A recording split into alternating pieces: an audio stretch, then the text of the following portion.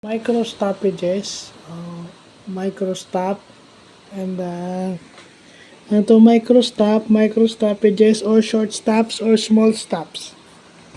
Yun yung tawag dyan. At saka, sama na rin natin yung micro stop analysis. So, yung micro stop daw is yung unplanned or sudden interruption of production. Sa production lang naman to, sa manufacturing companies or sa mga companies na may machineries, no?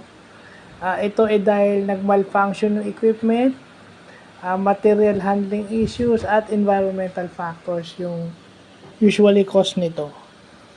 So, although ano lang siya, lasted from a few seconds to a few minutes, yung cumulative effect o yung pinagsama-samang effect nito, yung accumulated effect nito, yun na nakaka-apekto sa company.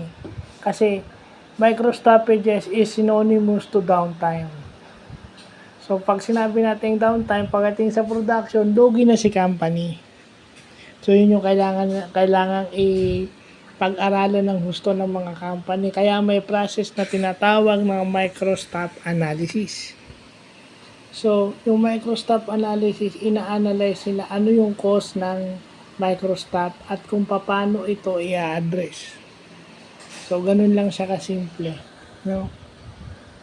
Kasi kahit maliit lang yan, pag pinagsama-sama mo yan, from 5 araw-araw ng production, meron siyang 5 minutes na micro-stop.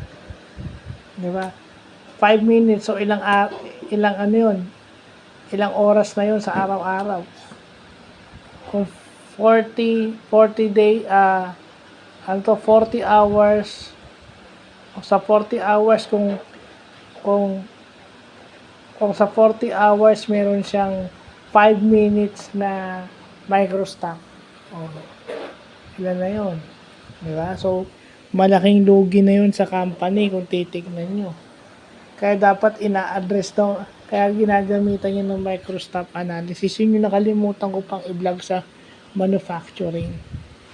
At hindi na sa manufacturing yan, pero sa manufacturing usually ito nakikita, pero dun sa mga companies or organization na may machineries, may equipment. No? So, hindi, yung ano rin, yung isama na rin natin yung cost niyan, yung operator error. Naman, bago pa yung operator, di ba, nangangapa pa siya. So, isama na natin sa ganun yan. So, yun. Yun yung mga bagong natututunan natin ngayon. So, yun lang po.